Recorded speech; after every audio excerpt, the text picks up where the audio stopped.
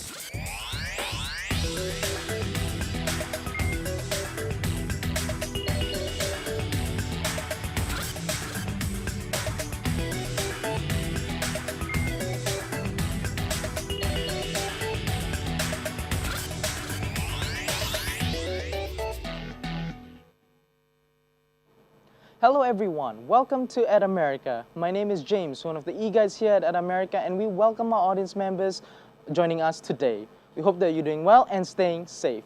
At America is the U.S. Embassy's American Center, and our mission is to provide a space for young Indonesians to learn more about the United States. We have temporarily moved to a solely digital platform so that you guys can enjoy us from the comforts of your own home. In this episode, we'll be having pedaling during the pandemic, cycling in the new normal. But before we begin, let's break the ice with a little game. I have here a question for everyone. What is the recommended safe distance to keep when you're riding behind another cyclist during the pandemic? I have here several options for audience members. A, 5 feet, B, 10 feet, C, 15 feet, and D, 20 feet. Stay tuned until the end of this program because we'll be giving a live shout out to whoever can answer correctly on our social media. Other than that, don't forget to take a selfie and tag our At America's Instagram account. Now, without further ado, let me introduce everyone to today's moderator, Kak Mediana Tribata. Kak Mediana, the stage is yours.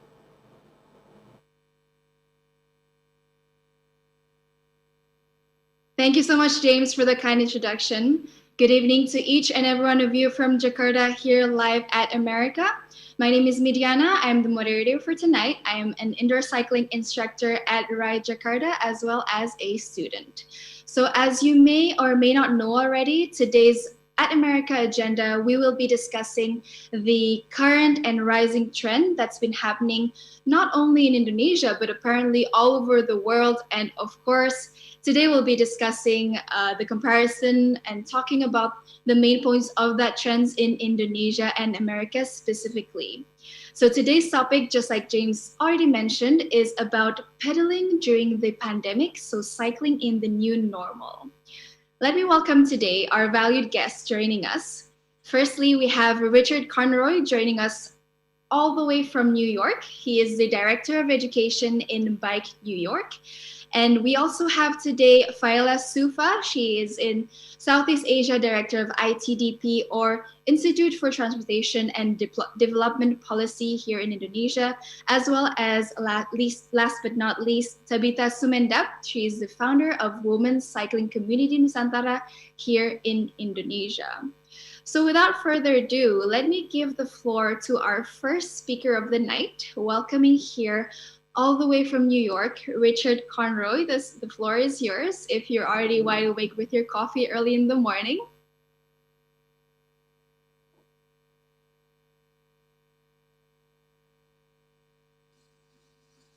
Good morning, everybody, or good evening in Indonesia. Good evening, Rich. How are you? How's everybody doing? So we're still here. Good. It's very early here, but that's okay. Do we have a slide deck somewhere? There we go. So let's go to the next slide. Some of our photos in this slide deck are obviously pre-pandemic. We'll just talk a little bit about Bike New York. We'll show you some video of our tour and what Bike New York has been doing during the pandemic, as well as kind of the bigger picture of kind of what's going on with cycling in New York City and the United States. Next slide, please. Next slide, please. So Bike New York is a nonprofit organization based in New York City, and our mission is to promote cycling as an everyday, normal, fun, sustainable, economic, healthy way of transportation that anybody can do. Next slide, please. We're best known for the TD Bank 5-Borough Bike Tour. That's our major fundraising event along with Bike Expo New York. Let's go ahead and play this video, which shows our tour from 2016 pre-pandemic.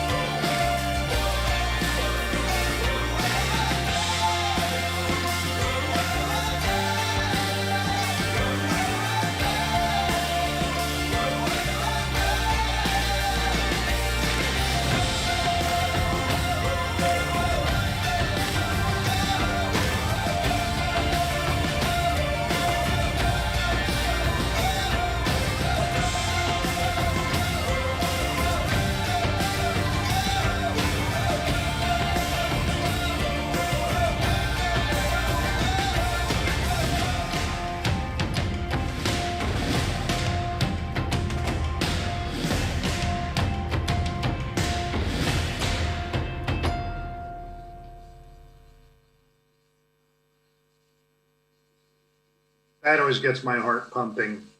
Let's go ahead and go on to the next slide. So that tour involves 32,000 cyclists every year. It's a car-free route, 40 miles, as you saw. And we've received a gold level sustainability certificate from the Council for Responsible Sport for recycling and other measures we take for sustainability. Let's move on. Next slide. Next slide, please. That's our Bike Expo New York, which happens the same weekend. It's a free public consumer bike show that we do. And all of this funds our bike education program. So what we do is we have programs that empower people to learn about cycling, to learn how to ride for the first time, whether you're an adult or a child. We teach traffic safety skills. We have youth programs, including after-school programs, huge summer program for youth, school day programs with New York City Department of Education. In the last 3 years, our bike education program has been humming on all cylinders. We have reached 75,000 people with free classes or youth programs. Let's move to the next slide, please. So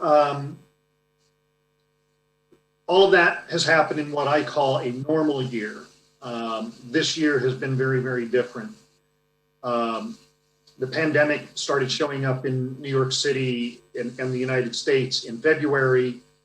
By mid-March, the governor of New York State, Andrew Cuomo, issued a stay-at-home order, which meant all of our bike ed programs were shut down. And we didn't have a lot going on in March, just some small classes here and there, but it really would have started to pick up in April. Also, that tour that you just saw the video of, that usually happens the first Sunday of May, and both the tour and the expo were canceled. This, of course, precipitated a big crisis where we had to lay off staff, including all of my staff. I had a person who manages our own fleet of 500 bicycles, our youth programs manager, as well as an admin person who also managed our women's programming. And unfortunately, they were all let go. And during this time, March through June or July, over 24,000 New Yorkers lost their lives to coronavirus. Let's move on, please. So back in the spring, when the stay-at-home order was issued, we had to sort of figure out what are we going to do, because people are going to be really eager to get out of the subway, to get out of the buses, our transportation system, and figure out how they're going to get to their jobs if they are not working at home. And some people had to travel to their jobs.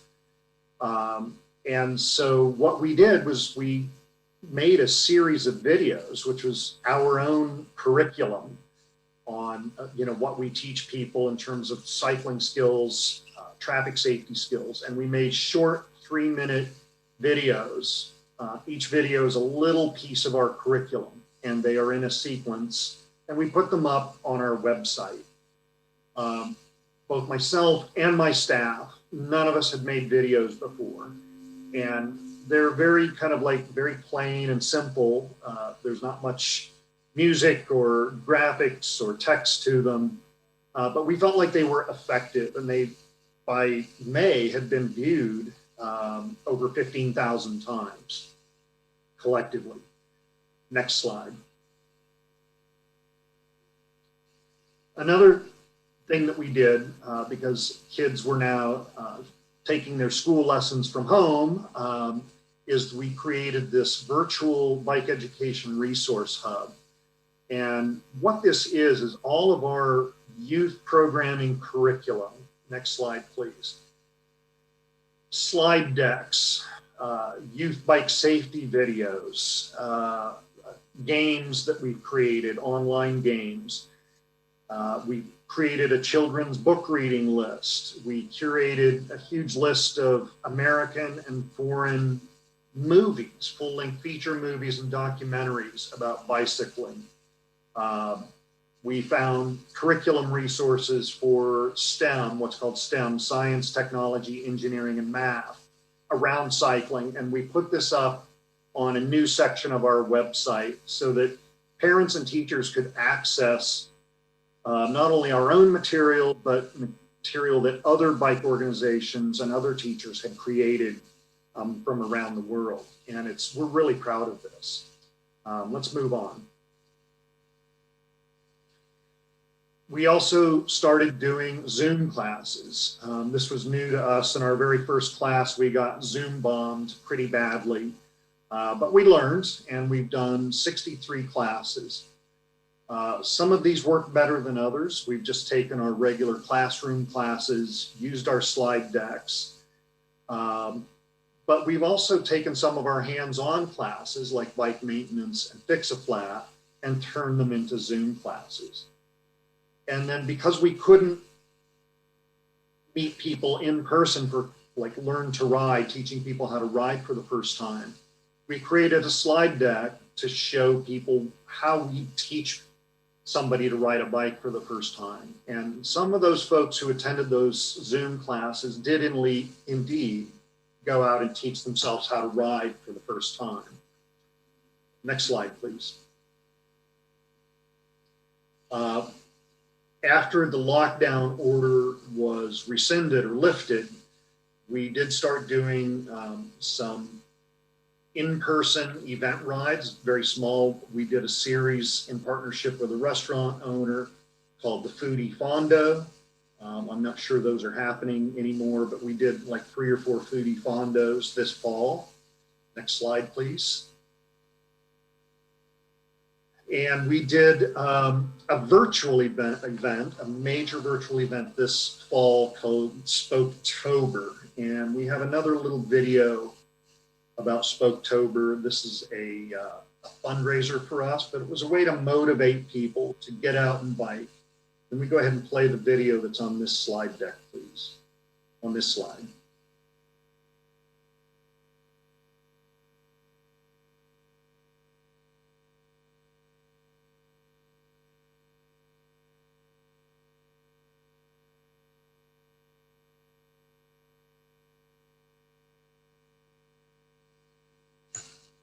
I think it's muted.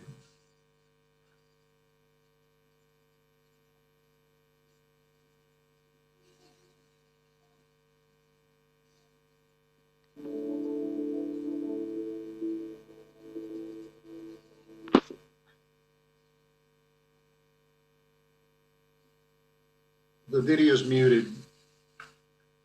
Okay, give me a time.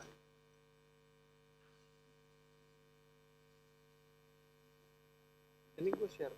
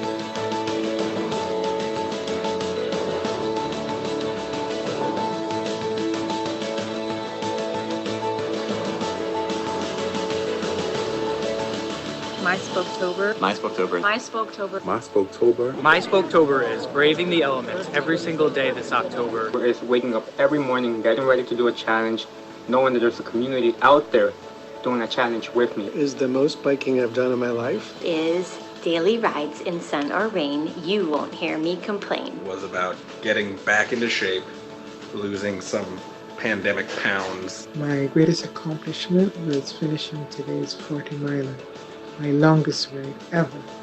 My Spoketober is inspiring.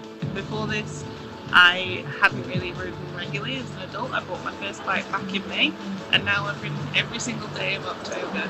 I was diagnosed with an autoimmune disease last year, and my life as a triathlete came to a halt. It wasn't until August of this year that I felt healthy enough to start biking, but just once a week.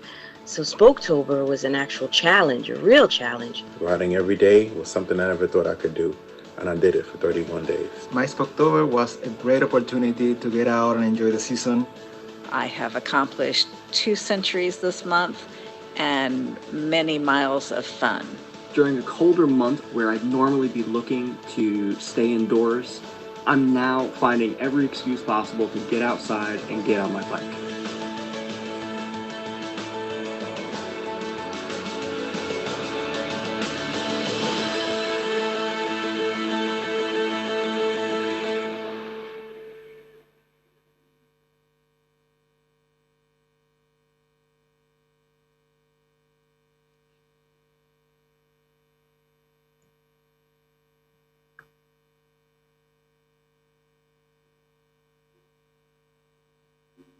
So I did a 300, 400 mile bike tour of upstate New York, Lake Champlain and the Hudson Valley in September and October for my vacation. Another ride series we have coming up, again, these will be in person unless there's a stay-at-home order, are a series of very small holiday, Christmas, Hanukkah bike tours in each borough of the city, each of the counties. So Bronx, right now they have Bronx, Manhattan, and Brooklyn scheduled. Next slide, please. So we have returned to some limited on-bike classes. We do have a coronavirus protocol for our equipment and our students. Everybody has to wear masks. They have to maintain social distance. We give people a little squirt of hand sanitizer before and after the class because they are using shared bikes that we own. And then we disinfect the bikes and the helmets after each class. And we were able to get a small family grant from an elderly woman who was an avid bike advocate, who she's donated some money to us to be able to hire some instructors and restart some of our classes here before it gets too cold. Next slide, please. So just briefly, the bigger picture of what's been going on in New York City is some of this data is from the New York Times, but they got their data from Strava and City Bike. Cycling has really spiked, predictably.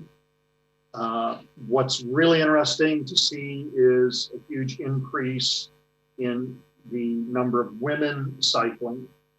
Normally for City Bike, only 1 out of every 4 users for City Bike are women.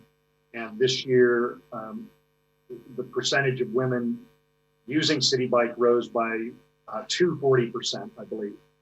And then, but City Bike usage in the spring dropped. I saw a study of this yesterday, dropped along with city usage of our subway and bus system. And that was probably due to both the stay-at-home order as well as people sort of being cautious about using shared equipment and staying in the subways together. So bicycling in the United States has seen a big boom. It probably could have been bigger, but the pandemic disrupted bike production and production of parts and accessories. So the bike shops sold out bicycles pretty quickly. And now we're hearing that bikes won't be back in bike shops probably until next spring, next April. Of course, all of our bikes are produced in Asian countries, and the pandemic disrupted production, but also transportation of bicycles, the shipping. So the question I'm just going to leave you with, because this is my last slide, is will it last? Americans have traditionally taken to bicycles when there's a crisis. And by crisis, I mean things like the OPEC oil crisis, transit strikes, the pandemic now. And they rediscover bicycling, but then when the crisis ends, people get back in their cars. And that's kind of been the historic pattern. And that was probably the pattern this summer as the pandemic seemed to end and people traffic started to pick up. So I think the job for American bike advocates is to figure out ways to keep people on their bikes, even after the crisis is over. And that's it for me. I look forward to hearing from our next speaker.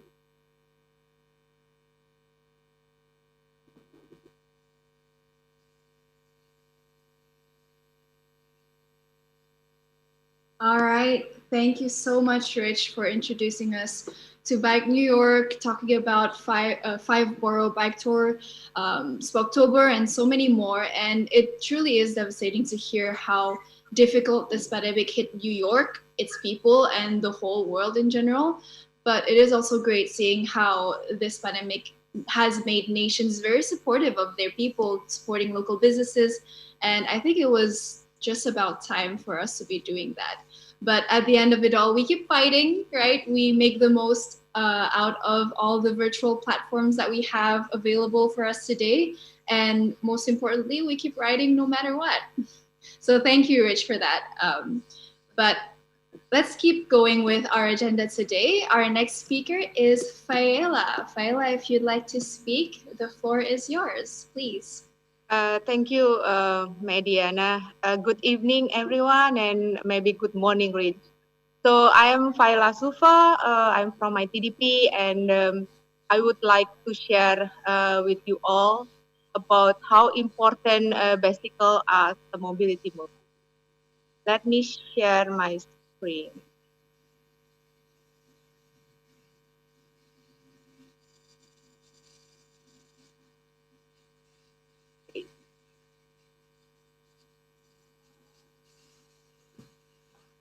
Yeah, so maybe I can. As we know that mainly during the pandemic, number of cyclists in cities all over the world is increasing, including in Jakarta. So number of cyclists in New York increased 50%, and then in Scotland more than 200%. Philadelphia, maybe like Chris' neighbor, it's 150%, and in Beijing it's almost 100%. And even in Jakarta, the number of cyclists here at some segment of the road increased 1,000% here. So it's a huge increase of cyclists in Jakarta. But from those numbers, there is a question: what is the purpose characteristic of the cyclist? So according to our surveys, interview with cyclists, there's only 70% of cyclists is for commuting. And then most of them, which is like around 93%, is for sport and leisure.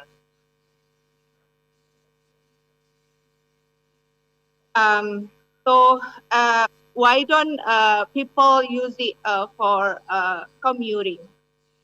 And why, again, ITDP is encouraging to use bicycle as a commuting mode. As we know that public transport capacity during the pandemic is reduced, And then that is why people need to have alternative mode for mobility, which is more healthier and also sustainable. And then bicycle can take the role as an alternative mode of transportation, which can reduce traffic congestion and is also environmental friendly.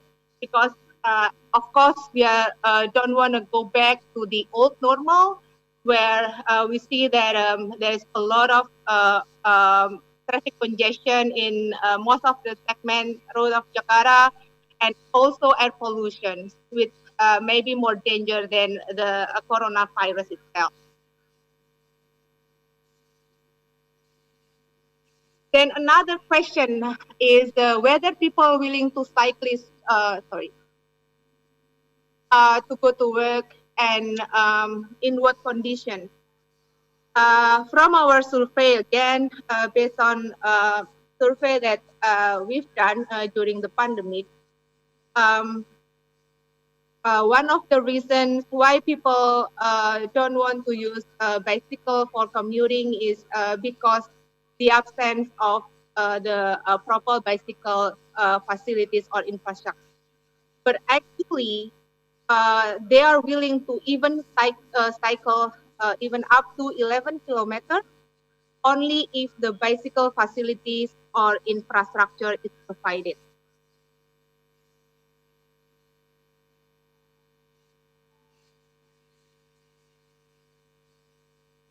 And then, based on the guideline of hazard control and also hierarchy, most of effective risk management strategy in the left diagram here is to separate car from cyclists.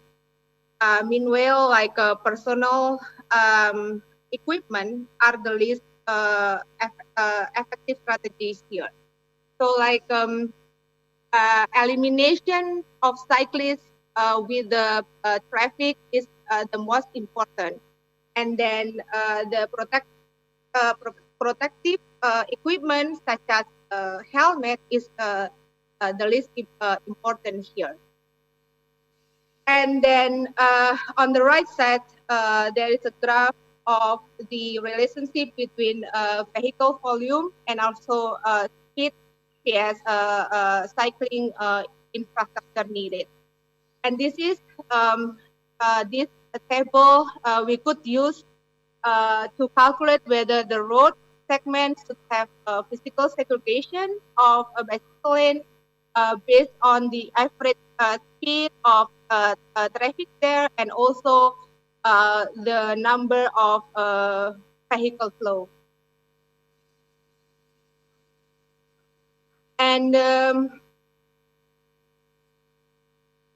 this is the design illustrations of bicycle design principle. This green, what is it called? Color is mandatory, and then this blue color is additional facility. So first, we have to have safe infrastructure, which is minimum possible conflict with other road users. So there is a dedicated lane, and then comfort, which is a good quality lane, anti-slip surface, and then a sufficient width, and then have a standard compliant slope as well, and easy for cyclists to maneuver. That's also very important. And also the attractiveness as well. And continuity is also important because to avoid deter. So it should be shorter routes and then have priority, like if we compare with the other vehicles, mainly for the traffic. And then these others criteria here is less priority than that I mentioned before, like CCTV to ensure the safety, and then maybe like at grade crossing, if the cyclists want to cross, so they don't have to use a pedestrian footbridge, so it will be quicker. And signage. I think that's also important, and then maybe like bicycle parking or bicycle rack. And this is the map of bicycle lanes network and improvement plan in Jakarta. So the development of a bicycle plan network is being developed up to 500 kilometers in DKI Jakarta. So route selection priority is based on the input from the bicycle community, and then actual demand, and also actual demand and analysis of and also like potential demand that may arise in the future. So potential demand is analyzed using the analysis number of movement per population, and then student density in this area of population, and also sub-district between one district and other district.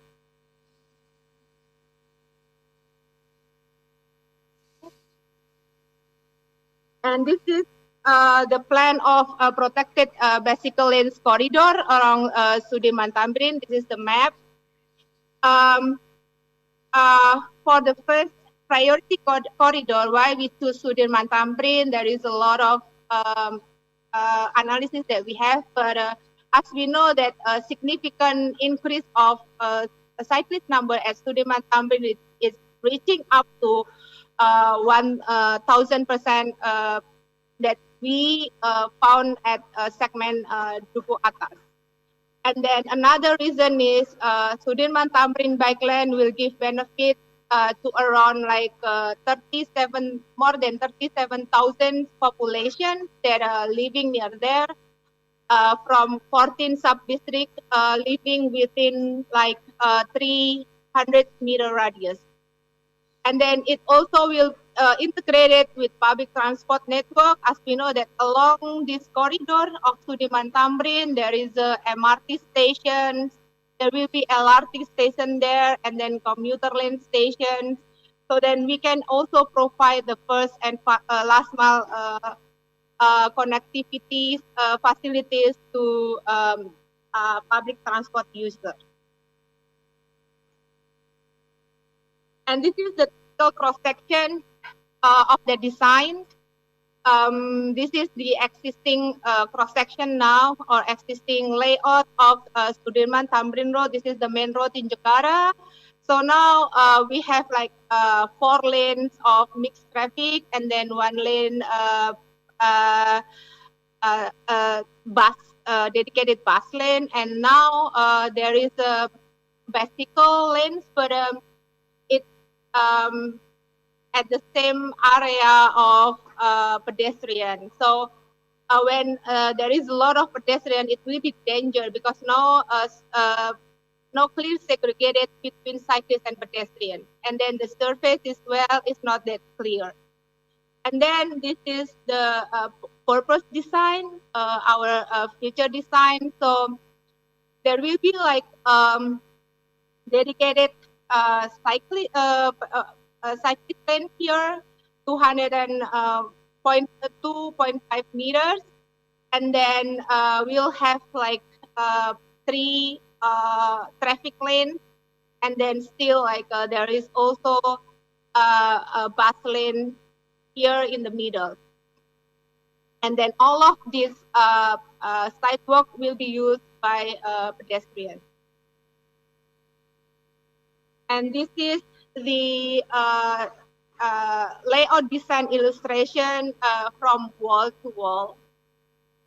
So we'll have bicycle lane here on the left, and then there is 3 lanes for traffic, and this is bus lane.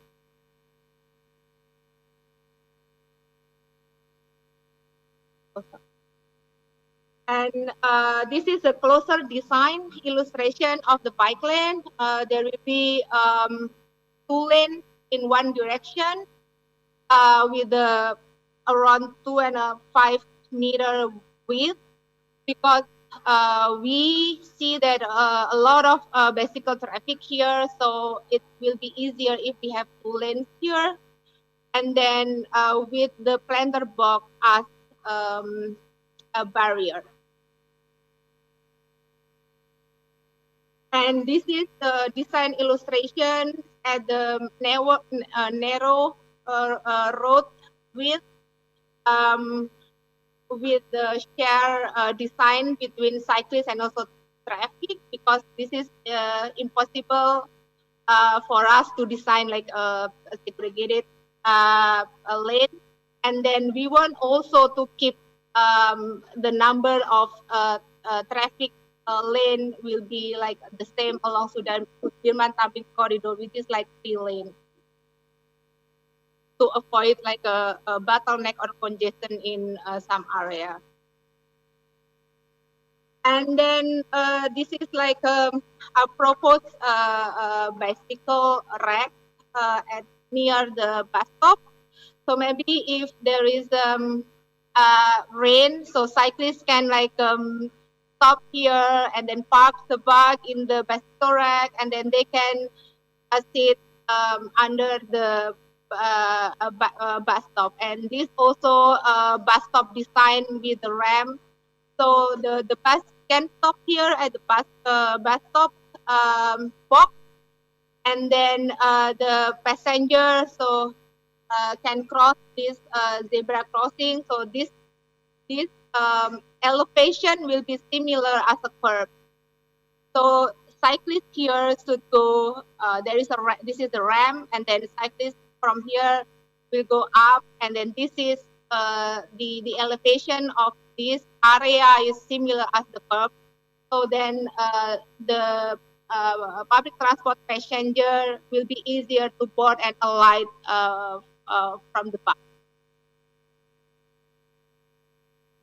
And and another other facilities provided with could support mobility with bicycle is what we call bicycle sharing. As you know that if you see like along Sudirman Tamrin area, there will be a lot of cyclists parked at the sidewalk. So there's a bicycle sharing operated by GoWest. And then what is bicycle sharing system? Bicycle sharing system is taxis where bicycle owned by operator are made for public use and can be operated for a certain price or for free. And this could pick up the users. The bike user could pick up the bike from an origin where the bike sharing station exists to another bike station closest to their destination. So you don't have to put back your bike on your origin. So there will be like a network of bike sharing parking. And then bike sharing stations are precisely planned to form a network within its defined operational area. And then this is the plan for Jakarta, like the first plan. This is the network around like Sudirman Tamrin and the CBD area. So there will be estimated 226 stations of bike sharing. So people can, for example, use the bike from where? In front of the governor office, and then they could like if their destination is around like Bundaran HI, they just park the bike at the Bundaran HI. They don't have to put back their bike at in front of governor office. That's the purpose of the bike sharing. And then there will be estimated around 1,400 plus units of bikes will be distributed around this network. And then it will be parked near point of interest along this area Sorry if there is a background. Government office, museum, park, supermarket, drugstore, mini market, and school. And then hopefully it could serve around 241,000 people within this area and around 37 districts. Yeah, I think that's all my presentation. I'll give it back to you, Mediana. Thank you. Thank you so much, Faila. That was very interesting. As both you and Rich mentioned, there is clearly a high increase of cyclists, especially as we can see here in Jakarta on weekends. There are so many groups of cyclists just going, and it seems really fun. So that's something to look forward to. But unfortunately, like you mentioned previously, Faila, we do not see, for example, the hazard elimination in Indonesia as much just yet, but we're hopeful that this will change in the future, because nowadays, like you mentioned, we see a lot of cyclists on the road and is actually currently faced to high risk with, possible conflicts with other road users. But we have hope, we have faith that this will potentially be better because there is a higher demand. So without further ado, I will now introduce our third speaker for tonight, Tabitha. Once you're ready, please, the floor is yours. Hi, Midi. Hi, Tabitha. Hope you're well. Hi. I'm well, thank you. Thank you for the opportunity. Thanks for having me. So,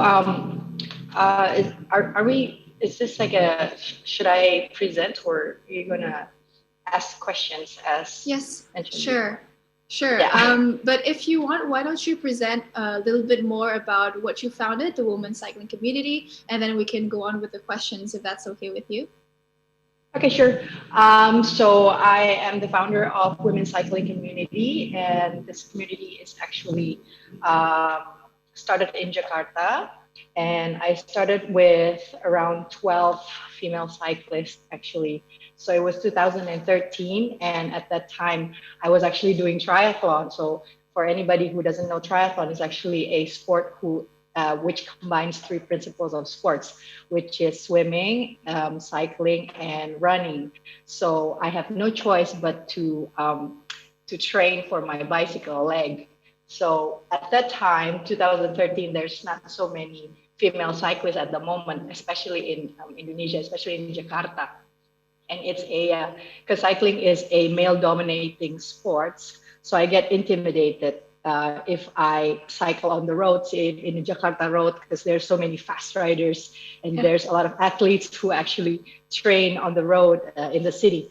So I was thinking, because I'm the eldest of 6 children, so I like to be surrounded with a lot of people. So at that time, I raced in an event in the Philippines, in Subic Bay and in Cebu. And at that time, I saw there's many female cyclists and there's many female clubs. They're wearing uniforms and they're so cool. There's all girls club. And so I took that idea and inspiration back to Indonesia, to Jakarta, and told myself, if they can do it, why can't we? Right. And so that's the basis where I actually formed this small group in the first place. So, and I called it Women's Cycling Community. I just popped in my head, so I call it WCC. And then after 1 year, from 12 riders, we got 40 something riders. And so I'm like, okay, this is getting quite serious. So I think I should make us a jersey uniform, and it's pink and purple. So who doesn't like pink and purple? And so from that day on, since 2013, it's been 6 years now, and the community has grown in Jakarta from 40 people, and now we have 450 in Jakarta, and now we also have 20 branches all over Indonesia, with a total of majority road bikers, around 1,300 riders, all female, nice. That I have to coordinate. But it's really dynamic, and I love I love meeting new people, networking, and I get to travel to different cities all over Indonesia, which is so beautiful. And I get to cycle all over, nature all over Indonesia, which is, I realize that our country is really, really beautiful. That's super interesting, Tabitha. If you may share a little bit, what do you do on a great day with the women's cycling community? What is the activity set? Is it riding and then you get coffee, or how does it look like? Because I see you guys on social media, but how does it look on a daily basis, on a weekend, for example? On a weekend, so basically we have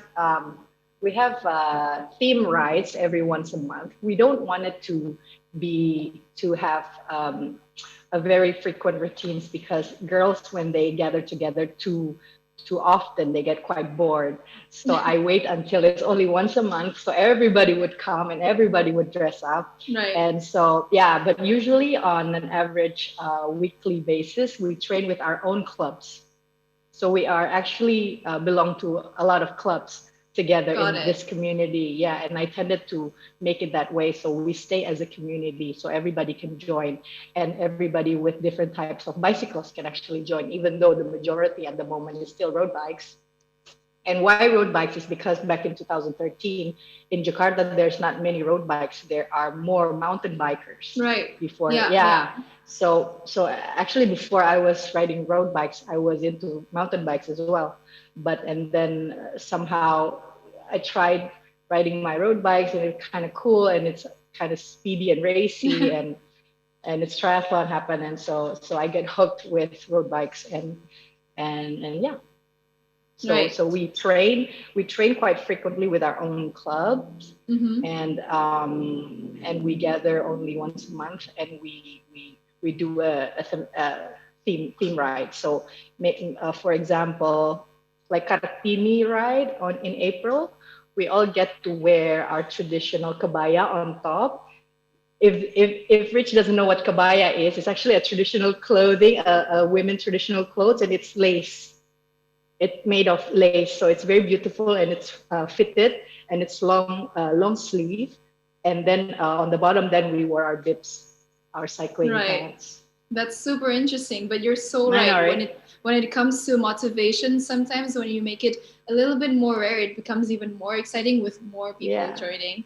So if you can share a little bit, what do you think, or before getting to that, but what is the main goal or the mission for WCC, if not the missions or goals of the individuals joining WCC? Right.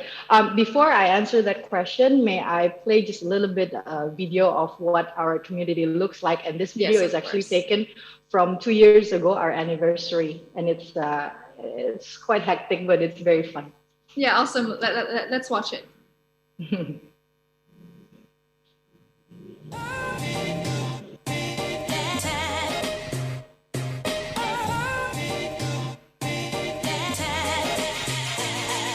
Ada Kak Kelly.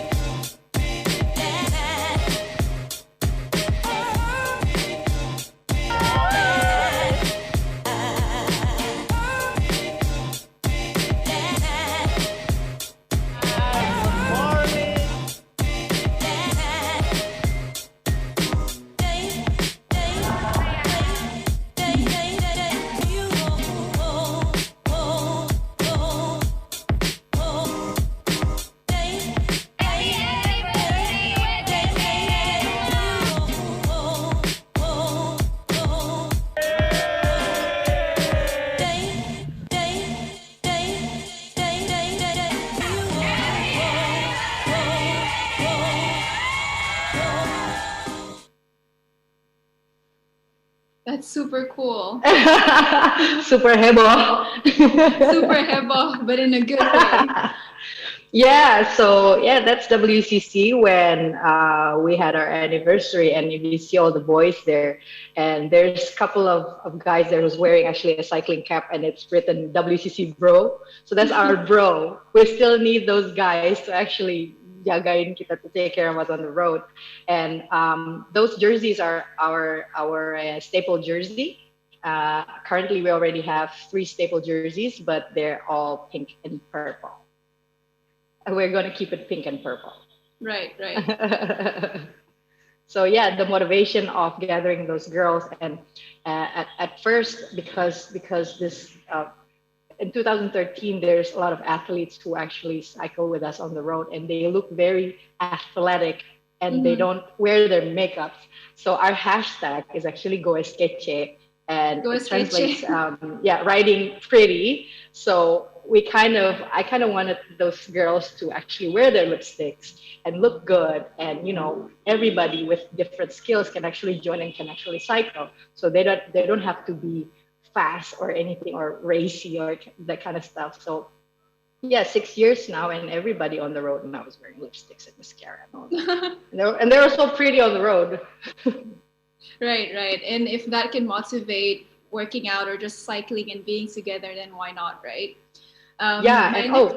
You're answering your second question. The goal of our community is actually empowering women through cycling. So we would want to see a lot of strong women, not just physically, but also mentally, financially, and every aspects of their lives. So we are there to empower a lot of women. So me myself, I was quite intimidated at first to actually do this sports, but from my friends, and they support me mentally, they motivate me. That's where I kind of want to give back to the community, because I know that there's a lot of women who actually kind of scared or intimidated, or they probably have problems, their personal problems, and I kind of want them to see breaking out from their barriers so that they can express themselves. They can be free through cycling. They can express themselves through sports, through cycling, and it's low impact, and you can actually cycle out there in nature. So I think it's empowering women. That's our goal.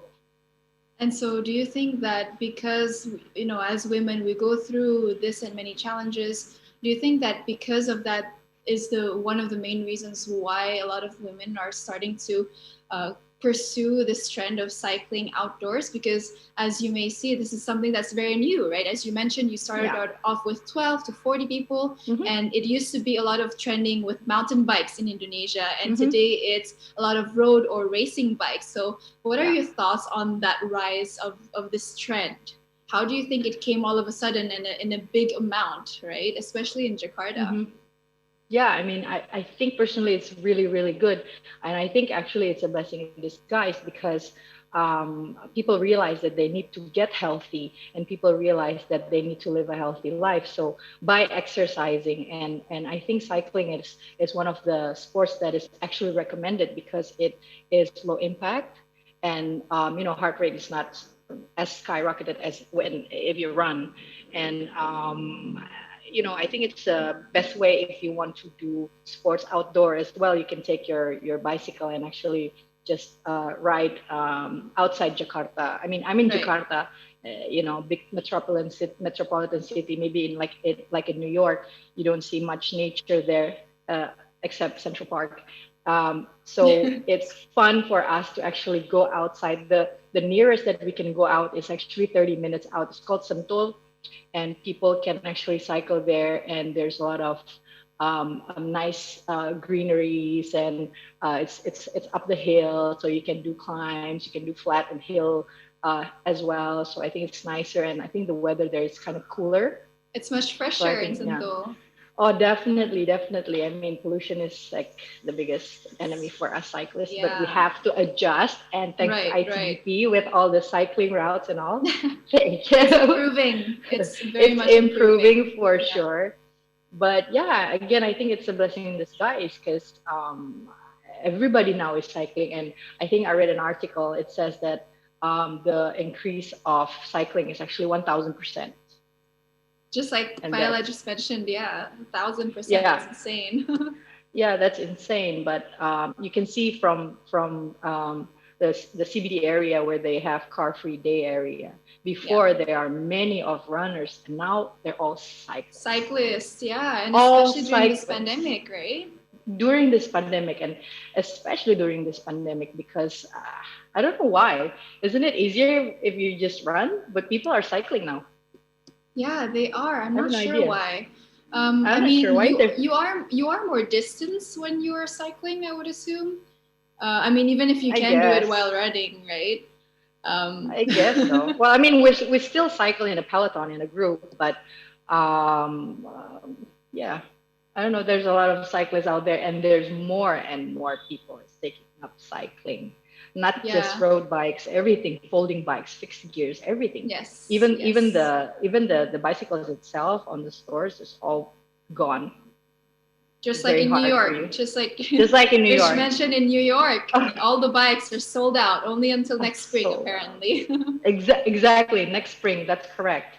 So, but yeah. if I were to buy a road bike, I'm gonna need to wait until next year. Is that the case? No, that's not true. There's some brands who actually still have stock, but you can't choose. Right. Like right. you can't really choose. You have to see what they have, and that's what you got. Yeah, and especially for road or race bikes, it's very personalized, right? Road bikes, yeah. Yeah, road bikes. Yeah, because the culture is like that. You want to actually build your own custom bike, so you want to kind of change the wheel set to this, and then Yeah. it's like any other hobbies. You just want it to be special. Right. Well, one more thing, Tabitha, after seeing your videos and your community, I see actually a lot of people that I've seen or even know before. I don't know. My lecturer is Miss Misty. Sunny, Oh, or I yeah. also have an Yeah, auntie. Misty. Yeah, Misty, and also have an auntie, Tante Pipin. I don't know if she joins Of also. course, they're all WCZ. Yeah, and Who also isn't? I met, this is a very close auntie of mine, but I saw her in your videos and I'm like, I knew she was cycling in your community. But if one of our audiences, or even if I were to join, how can we do? Oh, please. What is the process? Actually, you just need to have a bike, any type. You can have your mountain bike, road bike, folding bike, fixed gear, whatever, and just contact. It depends on where you live, which city. We all have our Instagrams. So you just direct message us, and the admin of the Instagram will actually direct you and invite you in our WhatsApp group. Got it. So start cycling with us. Nice. So that's how. I'll send you one of the jersey. I'll wait for you to come and ride with me on the road. I'll come because I've been riding indoors, but I haven't been outside just yet. I'm sure you're strong. I hope so. Thank you so much, Tabitha, for sharing. You're much welcome. Anything else you want to share more about WCC? Yeah, we're actually having our 5th anniversary this coming December 20th.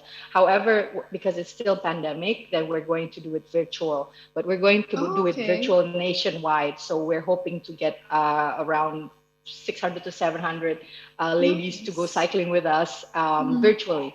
And for that we will give out medals, finishers, t-shirt, mask, also hand sanitizers and all that. We're going to make it big.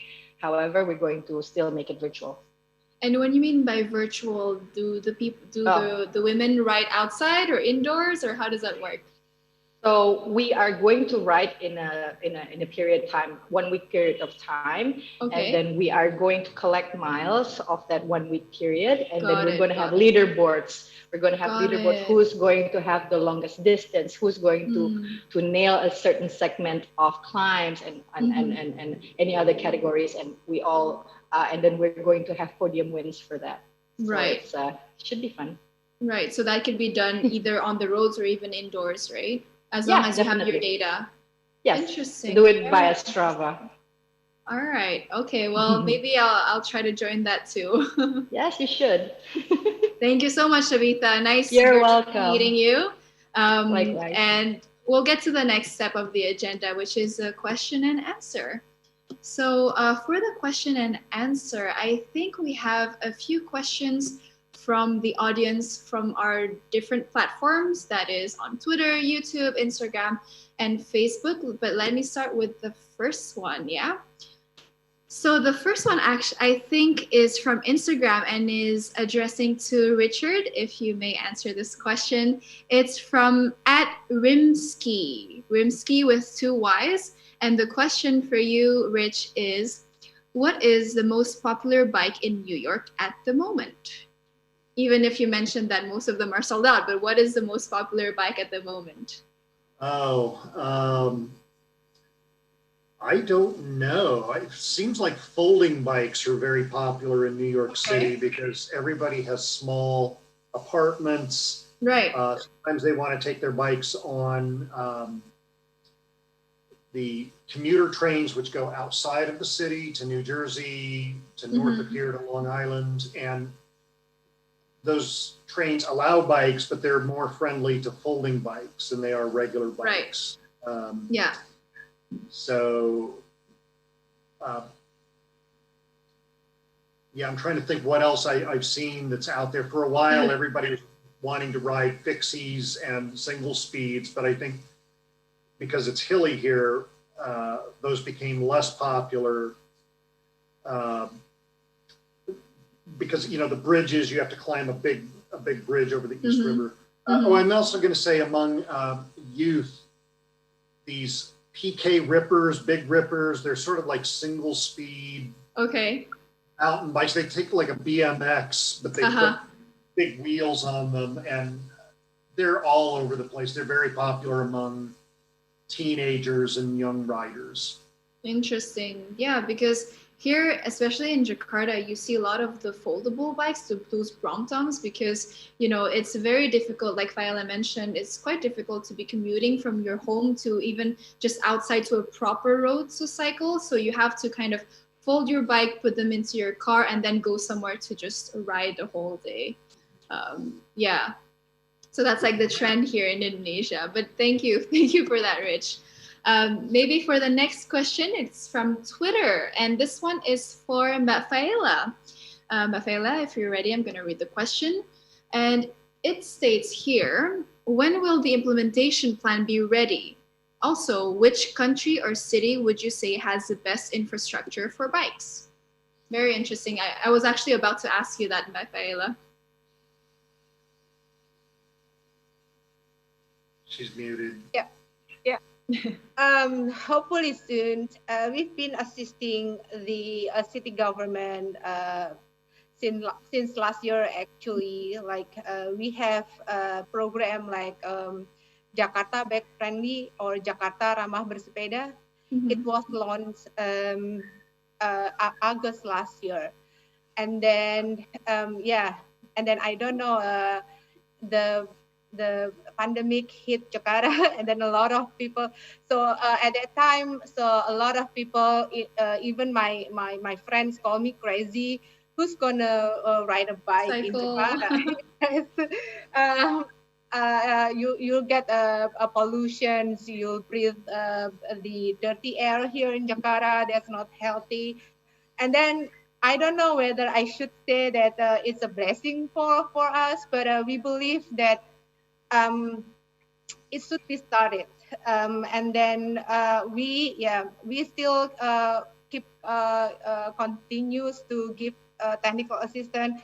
We will not stop only at Sudirman Tamrin, but hopefully we this year, at the end of this year or early next year, we will have dedicated bike lanes. It started from Bundaran Senayan to Bundaran HI, because from Bundaran HI North to Kota Tua, there will be like MRT phase 2 construction. So it will be difficult for us to implement the dedicated lanes at that segment. So we will wait the MRT construction ending or during the construction, so they can also rearrange the road with the dedicated bicycle lanes. Yeah, but hopefully at the end of this year or early next year, we will have proper dedicated and safe bicycle lanes. Because our segment is we hope that a lot of people, not only like people that already expert using the bike, but from the age of 8 to 80, they can like the small to like the elderly, they can ride a bike safely in Jakarta. So yeah, our aim is having safe not only on the main corridor but also on the local routes, like a smaller route, because people we hope that we are not gonna use our car anymore. So people now it's like they are using their car and then go somewhere to bike, but we hope that in the future start in front of their house there will be a safe bicycle lane or networks to their end destinations. Yeah, we have like a big hope, but we hope that all of Jakarta city's citizens supporting us, including like Tabi, maybe Tabi's community, hopefully. Yeah. We'll So support. this is not only like one single organizations, but this is like all of the communities works. Yeah, we also work together with the Bike to Works as well, and other communities to make sure that our design is meet their needs. Maybe like we also can have WCC in the future to also give input to us on the bicycle lane priority or bicycle lane designs. Yeah. And what is the Would love second that. question? Yes, the second question was which country or city would you say Oh, okay. has the best infrastructure for the bikes? Yeah. If I may say, it's a Netherlands. The Netherlands, In the okay. Europe, maybe, yeah, because yeah, they have most of their public the mobility mode is bicycles. I think most of it. Right. Yeah, I've been to Netherlands, but I've been to New York as well. But maybe like Netherlands for me is the best cities to cycle. Interesting.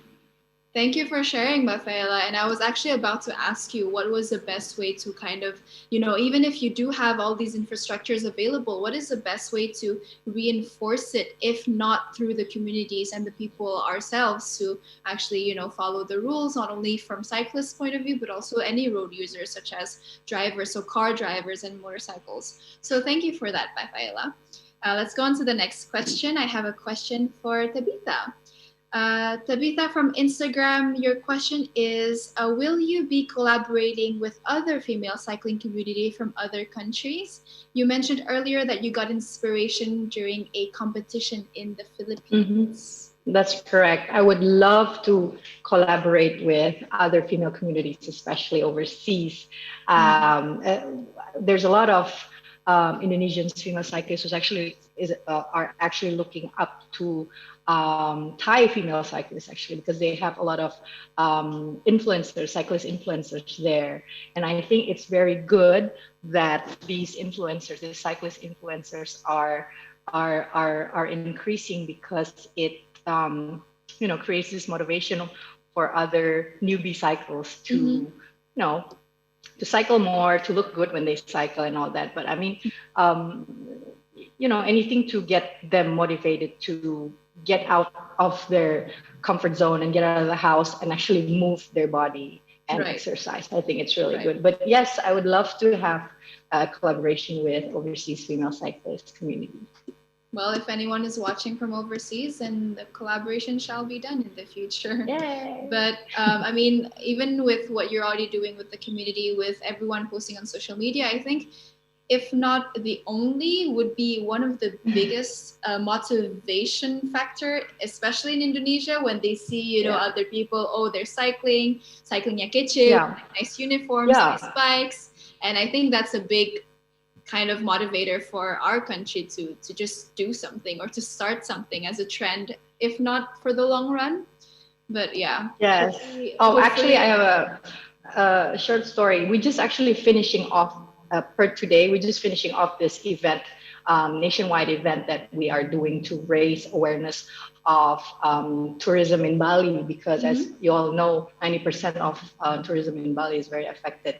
And so we have a team of 6 female cyclists from Bali who actually going to went and cycled for 1,000 kilometers from Jakarta all the way to Bali, 15 days period, and they just finished by today. And I actually cycled with them halfway through, but not as them, but it's something that is really inspiring for me personally, because the initiation comes from them, and we're going to actually duplicate this kind of event through other provinces who's actually affected by COVID. Yeah, so it's really nice, super nice. Yeah. Yeah. All right. Well, hopefully, I mean, like we mentioned previously, during this pandemic, it is good and very important to be supporting one another, especially locally, if not internationally, right? Definitely. All right, on to the next question for Rich. If you may share a little more information on the Recycle a Bike program, a question from Twitter. Yeah, so our Recycle a Bike program, we merged with a separate organization called Recycle a Bicycle. And they take donated used bicycles. They work with youth in schools and after-school programs. They have a curriculum that teaches youth bike mechanic skills, but they also add in a social element of, after-school bike rides or summer bike rides, a youth ride club on weekends.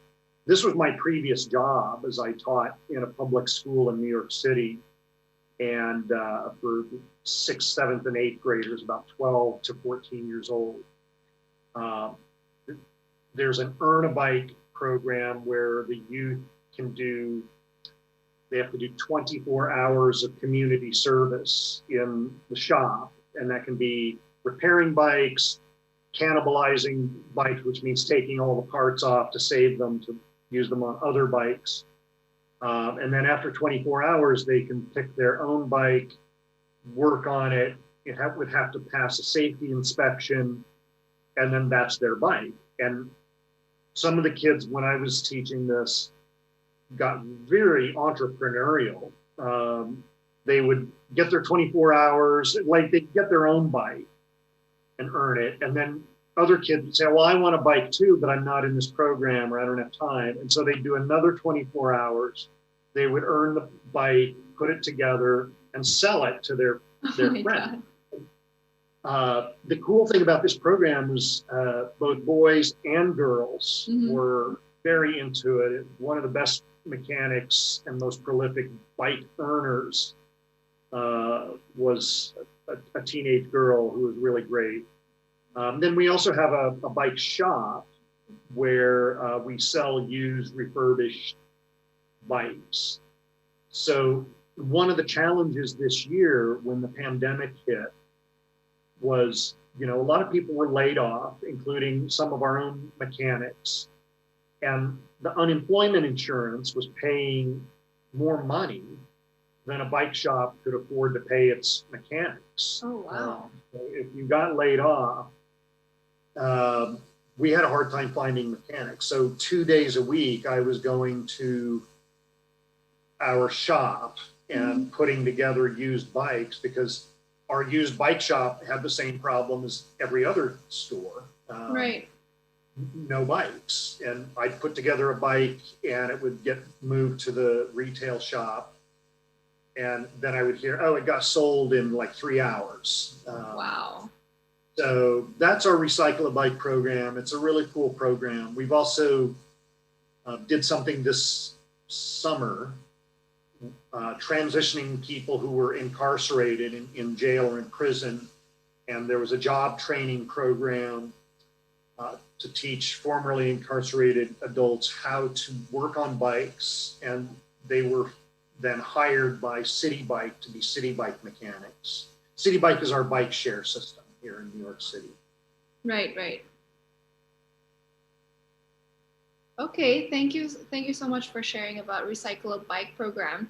As you were discussing or explaining about Recycle a Bike, I was thinking, could that be something, or is that something that we have here in Indonesia? And if I assume right, I don't think that is the case, just because, as we mentioned previously, this is only starting recently and is slowly going up. So hopefully, like you mentioned previously, it's not something that is just going to stay during this pandemic, but for the long run, so that one day we could have a Recycle a Bike program. So thank you for that, Rich. Next question, if I may, it's for Mafaela. I have a question for you from Twitter. So seeing that the enthusiasm for bicycles as a means of mobility is still very small, what do you think the government can do to encourage people to use bicycles as means of mobility? Yeah, I think as I mentioned earlier in my presentations, and then we also did surveys of whether they are willing to use bicycle as their mobility mode. I think the facilities, the infrastructure and safe facilities, I think that the most important. So, and then the paradigm, we need to shift the paradigm from car-oriented into more sustainable mode, public transport, what is it called? Sustainable mode, which is like started from walking, cycling, using public transport, and the list is private vehicles. So providing infrastructure which is safer, which have dedicated bicycle lanes, not only painted, because if we just have like a painted cycle lane, actually because the law here is not as strict as in other countries, yes, and they will be used by other traffic such as motorcycle and also car. Yeah, that's the first. And then second is because most of people in Jakarta is living outside Jakarta. Maybe like the flexibility of mixed commute. Like we can bring our bicycles from our home and then we cycle to the transit stations, for example, to the MRT or commuter rail, or in the future the LRT. And then from there, there will be like a safe bicycle parking, or we can bring our bicycles into that mode. But during the peak hour, I think it will be very difficult because, like, as you see that commuter rail during the peak hour in a normal, like not pandemic, it's really fully packed. But providing a cycle park, I think at the outskirts of stations of Jakarta, maybe that will be helpful for them. And then in the city center, when they reach near their office area, so yeah, we already started provide bicycle facilities, so they can use the bicycle sharing on the station that will be provided on the station, and then they can park near their offices or on the last destination without having to bring back their bicycle on the first origin. I think that will be helpful for them. And then maybe like the bundle price, because if we have like so many ticket that we have to pay, we have like commuter ticket, and then we will have like a connectivity ticket, something like that. There will be a hassle. Yes, it's a barrier. So and then bundling ticket or only one ticket. For example, like in London, we have like Oyster card, something like that. And then we maybe have Jacklinko card here that can be used for other several modes, bicycle sharings, Transjakarta, the MRT. I think that also help, and then with the discount rate. And else, I think from the private sector, they should also can support with this, providing bicycle park. There is a governor decree though to provide like 10% of parking area for bicycles, and then that should be located not on the far away from the exit or entrance, but the nearest the exit or entrance to give the priority, and maybe also bicycle shower at the office that will be help for cyclists as well. And I think the campaign like education as well, as early as possible, so then when our children reach elementary school or high school, they won't use motorcycle anymore, but they used to use bicycle. Hopefully we can have like in the future that Jakarta can be bicycle friendly, and a lot of people in Jakarta will be using bicycle. Right. So we're actually dreaming and being very faithful or hopeful that one day Jakarta could be like a city in Japan when you would see little children just commuting by themselves or like biking around the city. But that's very interesting, Rafaela, because so when you're saying that we're trying to, place these bikes or like have safe bike parking near the exit of, let's say, the MRT, that's what you're trying to do, or at least the government is trying to do with the bike sharing, right? Not only for leisure or for sports, but actually for mobility purposes. Yeah. Interesting. Yeah. I haven't tried that, but maybe soon I'll see if I can go from, at least on Sudirman, just take the MRT and then like take a bike there and just continue biking before parking it back. All right, let's make that as the activity for maybe tomorrow or next weekend. All right, so let's continue and finish actually with our last question, and this time it's actually addressed to Rich and Tabitha. So this is a question from Instagram. If you may answer, what tips would you give for someone who is new at cycling or is interested to start? Outdoor cycling, especially because it's very different from indoor. Who wants to go first?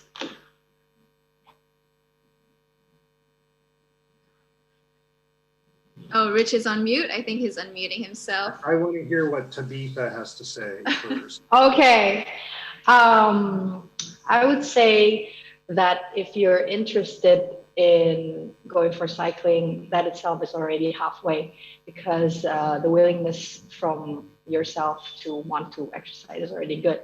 And so the next step would be the bike itself. And you should always go not for the best or the nicest looking, but you should go for the functionality of the bicycle itself. Like, what do you want to do, or do you want to exercise, or do you want to just to commute, or it's like what's the function of it?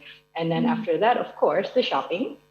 So you should mix and match from your helmet and jersey and everything, and that's the most fun part. And not forgetting the makeup and the lipstick and the mascara. Oh, that goes with it for sure. That's what makes it really fun, actually, the mix and match shopping after you choose your bike. Yeah, and then the picture taking. And the picture taking, how 100,000 of the pictures. And what about you, Rich? What do you think gets people started? So our education program really is designed to target and help and enable and empower beginner cyclists. We have a huge population in New York City of people who never even learned to ride a bike. And teaching people for the first time has become one of our biggest programs. And we studied it, and we found out that about 75% of the participants at our Learn to Ride classes are women. Now, wherever there may not be organizations or people in other areas that do this kind of work. If we're starting out on your own, I would say first go to a quiet place, maybe a park or a parking lot that's empty when the store closed, and just start practicing. Don't go out on a busy street as your first experience, because then it's going to be intimidating and scary. It's too much pressure. And you'll stop, right? And then, so practice, learn basic handling skills like smooth stopping and starting, how to look around and scan, how to use the gears on the bike if your bike has gears. Find a supportive person who is also enthusiastic about biking, who can ride with you. Find somebody like Tabitha and W. Call Tabby. Yeah, I'm really interested. I was interested to hear your story and about women's cycling community. Just to keep you motivated and have other people to ride with. When you go out riding, ride on like quieter streets, and enjoy the ride. Like find scenic, fun places to ride. Make your end destination fun. Good food, a park, something to see, and then set goals for yourself. Like, maybe your first ride is 1 mile, or I'm sorry, you use the metric system, 1 kilometer, and then your next ride is 2 kilometers and 5 kilometers, so that you ride, farther and get more used to riding. Right. Yeah, I mean, that is something that should definitely be shared, and just to release that kind of pressure, because what I hear a lot for people who are trying to start, especially cycling, they always get that kind of pressure thinking that they can't do it, they're not strong enough. But as long as you sort of do it for yourself with your own motivation, then you should be able to go somewhere, if not far just yet, right? So thank you for sharing all of that, Rich, Fela, and Tabby. Thank you so much for today. So that was it on today's agenda with At America, pedaling during this pandemic. Before we close the event, if any of you have any last comments or maybe motivational or inspirational quotes that you'd like to share to end the night or to start your morning for you, Rich, in New York? Maybe for me, from the community, and I always say this to a lot of people, that always don't stop, doing positive stuff, because I truly believe that positivity breeds another positivity. Yes, for sure. Especially nowadays when we're all kind of stuck at home, and it's difficult to have hope, but if we have the community to support it, if not offline, at least virtually, then it will always be helpful. All right, then thank you so much, Tabby, Fela, and Rich. Thank you for joining us tonight. Have a good evening and a good morning to you, Rich, and hopefully see you soon. Thank you. Thank you. Bye, guys. Thanks, everybody. Thank you so much to our speakers and moderators for today's session. Earlier in the event, we asked our audience members a question. What is the recommended safe distance to keep when you're riding behind another cyclist during the pandemic? And the correct answer is option D, 20 feet. Unfortunately, no one was able to get the correct answer on our social media, but thank you to everyone who has participated. Don't forget to tune in next time to get another chance for a shout out from us. Now, you may be wondering, how could I develop an awesome idea for a place like this? That's easy. All you need to do is go to our website at www.atmerica.or.id, select Create a Program, and click Collaborate with us. All event proposals coming to us will be reviewed, and your event might be featured here soon. You can also subscribe to our newsletter for all our weekly updates. That wraps this episode. It's been fun, but we have to say goodbye for now. Follow our Twitter, Facebook, and Instagram at @ATAmerica for all our fun contents, event updates, and so much more. Also, don't forget to subscribe to our YouTube channel. Thanks again, everyone, for joining. My name is James, and see you all next time at the next At America TV event. Goodbye.